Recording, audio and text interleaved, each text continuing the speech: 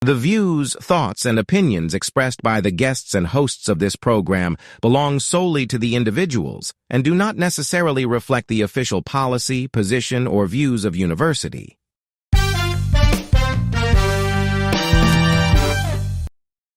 Hi Chiefs! Welcome to a very special episode of AU Talks, your safe space and place para sa AU. It's March and you know what that means. It's Women's Month. Kaya naman our studio is extra bright today dahil ang guest natin is the definition of a strong, empowered lady chief. But before we dive deep into our conversation, I have to mention these treats on the table. Shout out again to Wolf Grounds for the refreshments ngayon sa ating episode. Honestly, Chiefs, ito talaga yung parang nagsisave sa amin during long recording days or yung working hours namin. And I know for a fact, kahit mga athletes natin, ito yung takbuhan nila after a heavy workout. Refreshing na and energy booster pa. Joining me today is a certified winner. And listen to this timeline. NCC Season 17 Co-Ed Champion, NCAA Season 99 Champion, NCC Season 18 Premier Champion, NCAA Season 100 Champion, at ang latest natin is NCAA Season 101 Champion. Please welcome the one and only Mia Gardose. Ayan. Hello po. Ayan, welcome po sa AU Talks, Chief. So, grabe yung record mo nung binabasa ko yung mga champion. Puro championship yung nasasabi. From NCC Season 17 hanggang ngayong Season 101, puro champion yung nakadikit sa pangalan mo. So, looking back, nung nagsisimula ka pa lang sa NCC Co-Ed, did you ever imagine na parang magiging ganito ka ka-dominant yung journey mo sa Arellano? Hindi po. Parang iniisip ko po na kaya ko ba to? Ganun. Pero at the end of the day po, with the help of the coaches, tsaka yung mga teammate po, parang, sige, ilaban natin to, kaya natin to. Sinimulan eh. Tama. Saka hindi ka naman ilalagay sa position na yan if hindi ka ready. Yes po. Ayan, so, parang sobrang galing nung parang naging timeline nung ano mo kasi pagpasok mo palang champion na agad yung team. Yeah. And then it just shows na parang kahit saan ka galing, basta may hard work na nakikita sa'yo is results will follow. So bilang isang woman athlete naman, ano yung pinakamahalagang lesson na natutunan mo throughout those winning seasons na bit-bit mo hanggang ngayon? Siguro po yung yung pagiging tawag nito, yung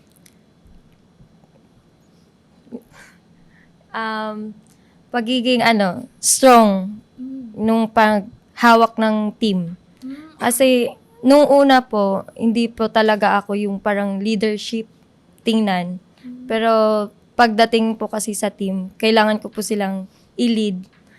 Kailangan ko silang i-lift up para naman po mabigyan ng sustainable yung team na ay pinaniniwalaan ako ng mga ate namin. Parang ganun, para mas mag-boost din yung nila, confidence po. Okay, so yung leadership talaga yung nakuha mo throughout the seasons. Yes po. So next natin is, since Women's Month nga tayo ngayon, let's talk about being a lady chief identity. People often see the glory, parang yung pagkapanalo nyo, pero di nila alam yung parang struggles, yung long trainings, yung parang physical toll na binibigay sa inyo ng sport. And sometimes, parang yung pressure na sasabihin mo talaga sa tao na hindi, kami to, kaya namin malagpasan yan. And how does it feel to be a part of a generation of women?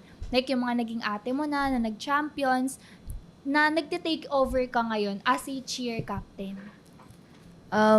Para po sa akin, sobrang hirap nun kasi galing dun sa, yes po, sobrang parang kakasimula mo lang, tas bigla kang napunta dito. Parang sabi ko talaga na kailangan ko din ng tulong with the coaches. Pero binigyan din naman nila ako at pinakitaan naman nila ako na nandyan ka sa posisyon na yan, kaya mo yan. Kaya paniwalaan mo yung sarili mo. Ganun. So, di naman kasi, makikitaan ka kasi talaga ng potential ng mga coach and ibibigay sa'yo. Ayan, so, kasi nga talaga namang all champion din kayo. Like, kitang-kita naman natin sa trophy ninyo ngayon na bagong-bagong season. So, leading a team is hard, kagaya ng sinabi mo. Pero leading an 8-time champion team is a different level of parang pressure. Yes. Kasi parang minsan magpa-factor as captain yung pagka-champion ng isang team. So, is it harder to win the first title or to defend yung 8 championship knowing na everyone is waiting for you na parang mag-fail? Sobrang hirap po talaga mag-defend. Lalo na pang 8 na po yun. Bago pa lang po mag-compete, yung parang 2 days before, marami na kaming nababasang mga comments na, ay wala yan, hindi nila makakamit yan, hindi nila makukuha yan. Nasa kabilang team na daw, ganun. Sabi namin, hindi. Despite dun sa mga struggles na naranasan natin, maraming taong nawala, kailangan natin tong ilaban. Hindi pwede tayong tutukod na lang. Parang naging performance na lang yung naging practice natin, hindi pwedeng ganun. Okay, so ano yung parang na-feel mo naman na parang na-prove mo na kaya nyo pa rin yung championship ngayon, na parang napalitaan namin na puro rookies yung nasa team nyo ngayon? Yung nararamdaman ko sobrang parang worth it. Kasi dahil dun sa disiplina na pinagawa ay yung rules na ginawa ni Coach Lucky. Tsaka ginampanan din namin. Yung parang naging yung disiplina na gusto niyang mapakita, parang napatunayan din namin. Okay. So, as a captain, you're a bridge between coach and yung squad. Parang ikaw yung nagko-connect sa kanilang dalawa. Pero pagpagod na yung lahat at parang ayaw na nila mag-stunt, paano mo nire-remind yung team na chief tayo, hindi tayo pwedeng bumigay, and champion tayo, tinitingnan tayo ng mga tao, marami tayong pressure na hinahandle? Ang lagi naman po namin sinasabi sa kanila na sa bawat gawa ninyo, lagyan nyo ng puso. Maging confidence kayo sa ginagawa ninyo. Hindi tayo pwedeng naglalaro lang. Kasi nga, tayo dito champion tayo Hindi dapat yung mindset natin na pag champion tayo, champion lang. Dapat champion talaga. Okay.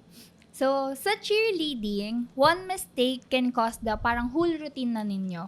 So, as a captain, paano mo naman na-handle yung kaba pag alam mong 8 feet yung nakataya sa bawat stunt or bawat hagis? Yung ko lang po yung experience ko kasi nung una talaga, ako po yung nahulugan nun Ikaw yung parang nasa baba? Or Yes. ikaw yung nasa taas? Yung nasa baba. Okay. Tapos sabi ko, kaya natin to, isa lang to. Wag mo nang dagdagan pa, kaya natin to. Hindi tayo matatapos sa ganito lang. Dapat patunayan natin na sa ginagawa nating training, may nabubuo tayo. Okay. So, kahit nandun kayo sa loob, parang nag-uusap-usap pa rin kayo? Yes po. Yung communication okay. po talaga kailangan dun.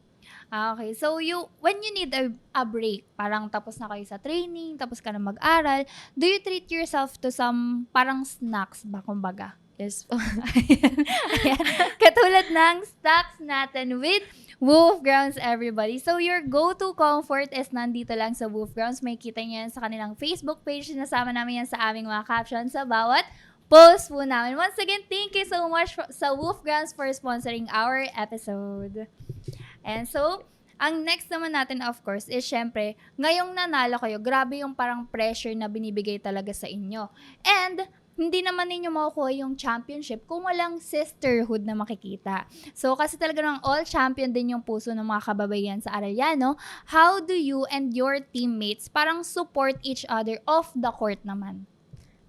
Lang po, parang sinasabayan lang po namin yung trip ng bawat isa.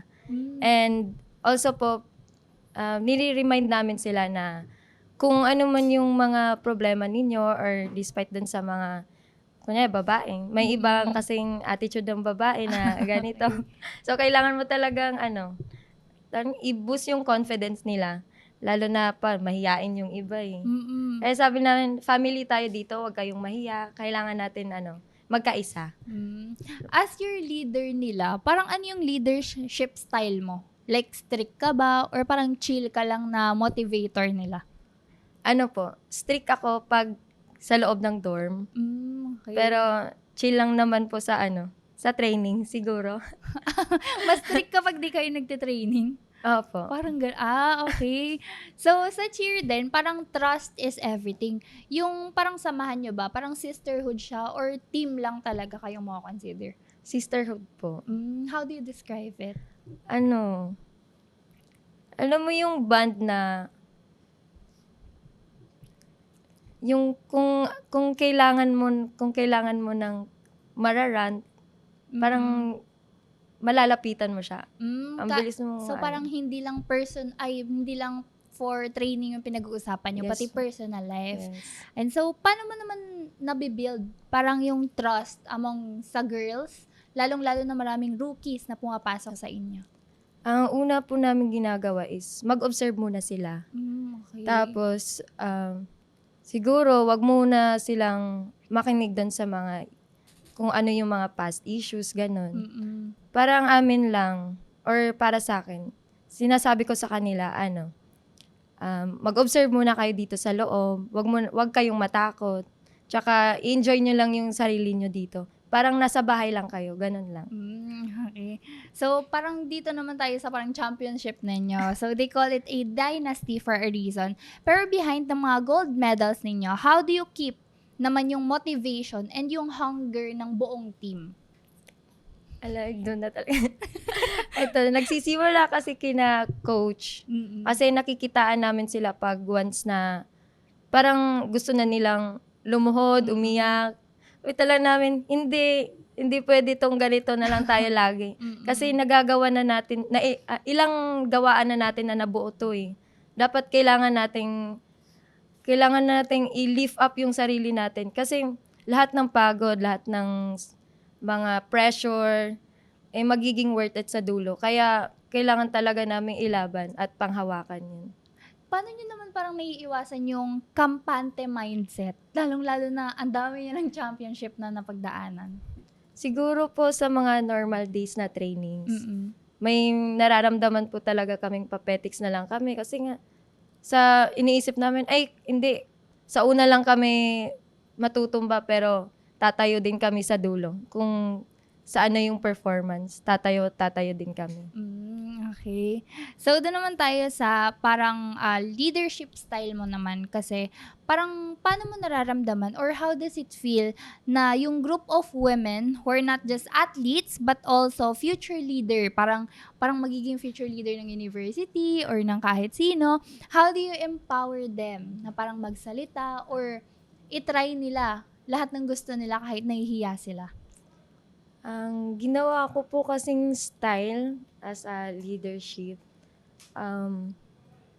wag silang matakot na mag-share ng ideas nila or any suggestions.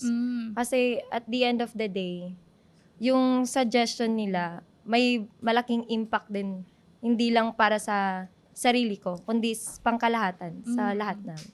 Tama. Kasi pagka minsan, yung mga advice din natin, parang sobrang laking impact din yung nabibigay sa mga kasama natin, di ba? So, paano naman yun yung napaparanas or nabibigay yung parang no one left behind? Parang no one gets left behind, kumbaga, na rule, even outside ng training ninyo? Kasi tinatawag po talaga namin, pag kunya, nasa dulo yung isang tao. Huwag ka dyan, dito ka, dali, ano ba, may problema ka ba, ganyan. Sige, sayaw tayo, ano ba ang trip mo? Ayan, sinasabayan lang po talaga namin yung bawat isa. Okay.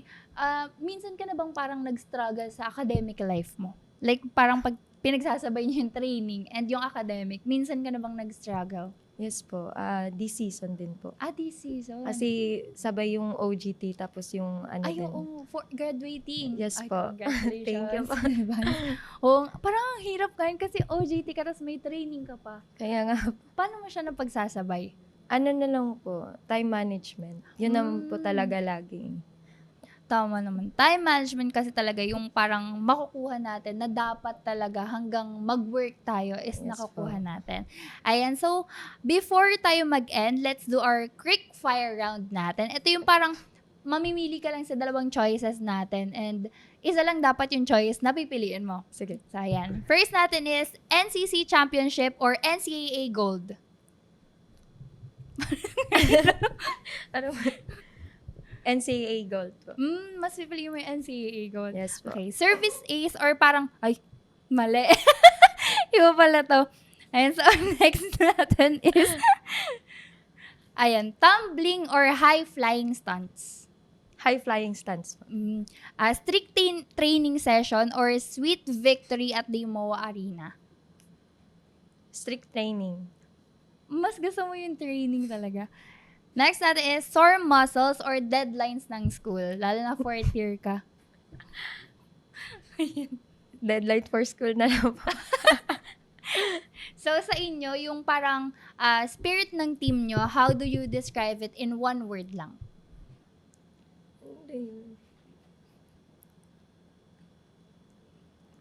Ano ba pwede?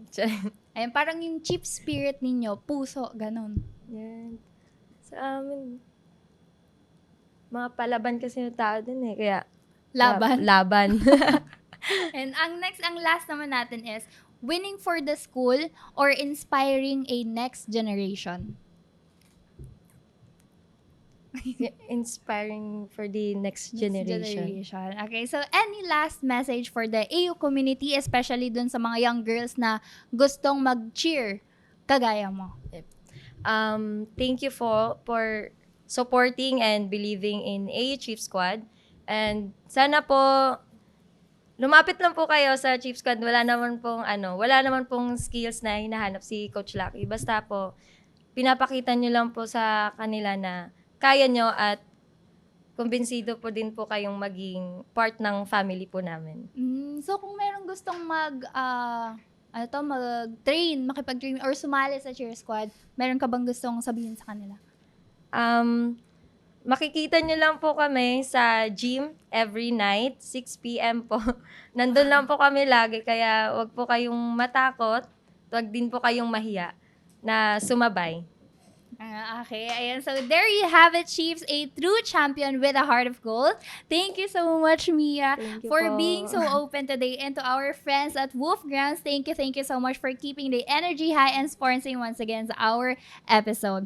Happy Women's Month, everyone. Keep shining. Thank you as well to Digicom, AU Shotters, and to our dear listeners. Thank you for tuning in sa AU Talks. Don't forget to like, follow, and share our page para lagi kayong updated. Follow nyo na rin ang page ng The Aralian University Sports page. And Mia, kung meron ka pang shoutout mo na sila. Shoutout sa team ko. Thank you for fighting sa loob ng mats.